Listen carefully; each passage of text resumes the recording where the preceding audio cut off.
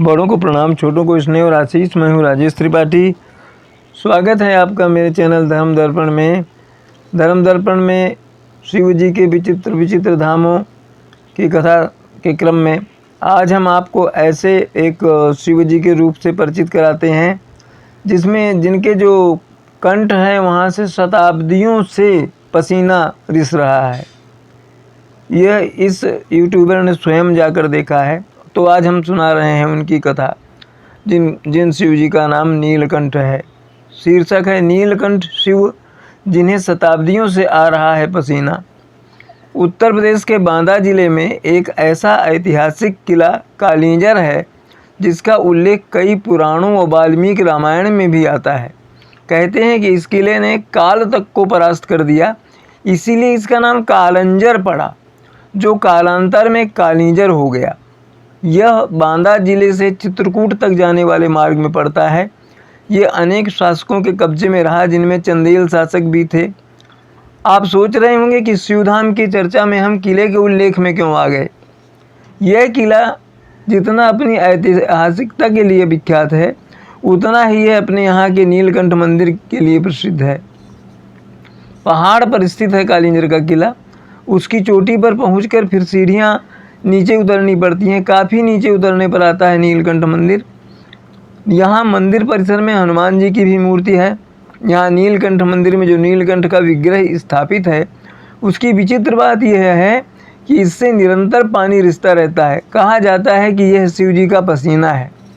कपड़े से पोंछ देने के बाद कुछ क्षणों में फिर नीलकंठ के कंठ के पास से पानी रिसने लगता है। इस यूट्यूबर ने मैंने स्वयं इस चमत्कार को नीलकंठ के मंदिर में देखा है।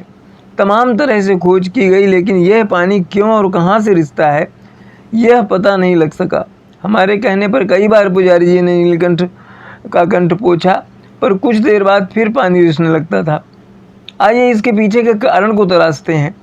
जब देवताओं और दानवों ने मिलकर समुद्र मंथन किया था, उस वक्त समुद्र मंथन से अन्य वस्तुओं के अतिरिक्त जब हलाहल विष निकला तो उसकी प्रचंडता से सब बेहाल हो गए।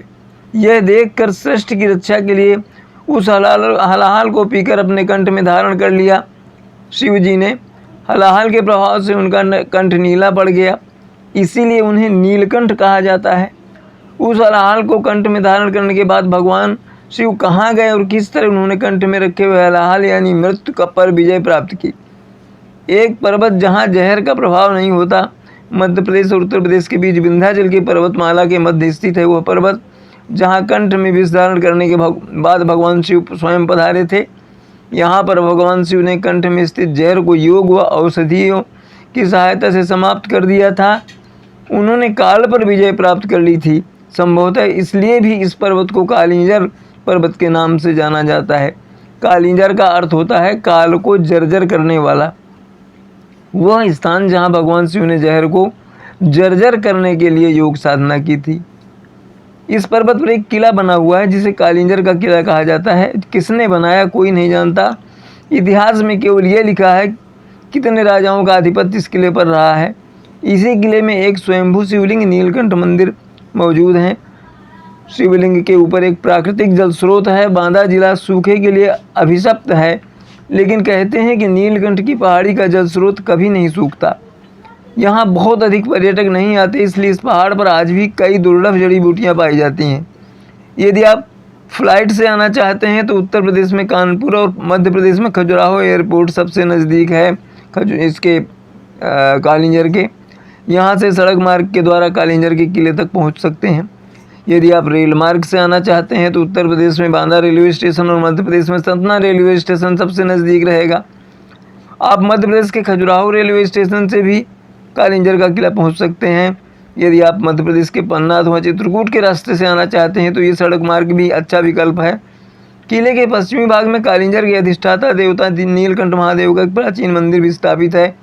इस मंदिर को जाने के लिए 2 द्वारों से होकर जाते हैं। रास्ते में अनेक गुफाएं तथा चट्टानों को काटकर बनाई शिल्पाकृतियाँ हैं। वास्तुशिल्प की दृष्टि से यह मंडप चंदेल शासकों की अनोखी कृति है। मंदिर के प्रवेश द्वार पर परिमाद्र देव नामक चंदेल शासक रचित शिव स्तुति है। वह अंदर एक स्वयंभू शिवलिंग स्थापित है। मंदिर के ऊपर ही जल का एक प्राकृतिक स्रोत है जो कभी सूखता नहीं। इस स्रोत से शिवलिंग का अभिषेक निरंतर प्राकृतिक तरीके से किया जाता है।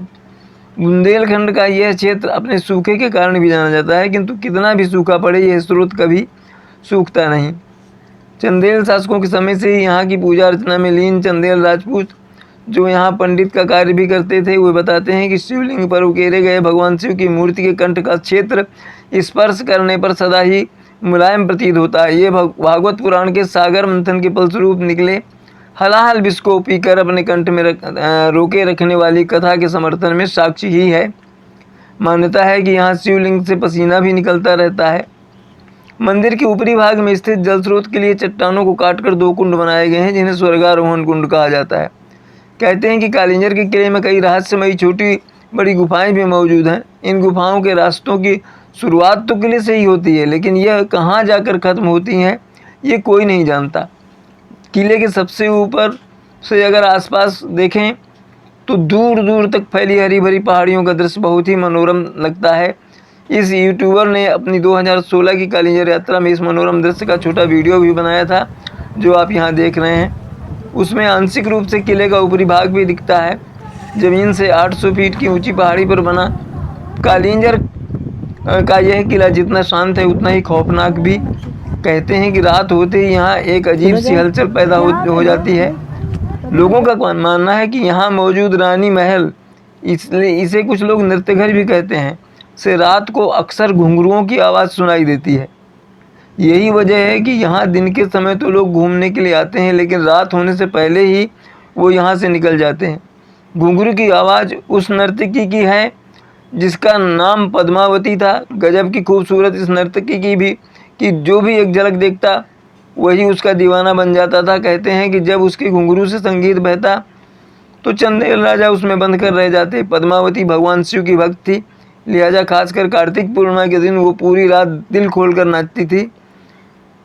पद्मावती अब नहीं है, पर आश्चर्य की बात है यह है कि हजारों साल बाद आज भी ये किला पद्मावती के घुंघरुओं की आवाज़ से आबाद है। खुद शोधकर्ता भी इस सच को मानते हैं। प्राचीन काल में ये दुर्ग जेजाग भुक्ति जयशक्ति चंदेल साम्राज्य के अधीन था। बाद में यह 10वीं शताब्दी तक चंदेल राजपूतों के अधीन और फिर रीवा से सोलंकियों के अधीन रहा। भारत की स्वतंत्रता के पश्चात इसकी पहचान एक महत्वपूर्ण ऐतिहासिक धरोहर के रूप में की गई है। वर्तमान में यह दुर्ग भारतीय पुरातत्व सर्वेक्षण विभाग के अधिकार एवं अनुरक्षण में है। ऋग्वेद में इसके वर्णन के अनुसार इसे चेदी देश का अंग माना गया है। वाल्मीकि रामायण के अनुसार रामचंद्र जी ने एक कुत्ते के कहने पर ब्राह्मण को कालिंजर का कुलपति नियुक्त किया था। कालंजरे महाराज कौलपत्य प्रतीप्तिताम एत छुत्वा दुरामेण काले पत्यंभिषेचितः सदयुगे कीर्तिको नाम त्रेतायां च महद्गिरिः द्वापरे पिप्पिंगलौ नाम कलौ कालिंजरौ गिरिः। ये पद्म पुराण में लिखा है। पहाड़ी पर मौजूद इस किले में चित्रकारी और पत्थरों पर हुई नक्काशी देखकर अंदाज़ा लगाया जा सकता है कि इस किले में काफ़ी धन संपत्ति रही होगी। बांदा से कालिंजर सड़क और रेल मार्ग से पहुंचा जा सकता है। इसका निकटस्थ हवाई अड्डा खजुराहो है। तो ये तो थी आज नीलकंठ की कथा जो हमने आपको बताई कि एक ऐसी शिव मूर्ति भी है जिसमें सदियों से पसीना आ रहा है। लगता है हो सकता है कि आपने इसके बारे में ना सुना हो। शिव जी के एक नए धाम की जानकारी आज हमने आपको दी। इसी तरह से धार्मिक प्रसंगों के क्रम में हम आगे भी आपको इसी तरह के विचित्र धार्मिक स्थलों और धार्मिक प्रसंगों, धार्मिक कथाओं के बारे में बताते रहेंगे। तो देखते रहिए धर्म दर्पण और शेयर कीजिए, लाइक कीजिए इसके वीडियो। और अगर आपने अब तक इसको सब्सक्राइब नहीं किया तो धर्म दर्पण को कृपया सब्सक्राइब कर लें। बेल आइकन भी दबा दिया करें, उससे तुरंत सूचना मिलेगी कि कौन सा वीडियो उसमें आया। तो आज के लिए इतना ही। प्रणाम, नमस्कार।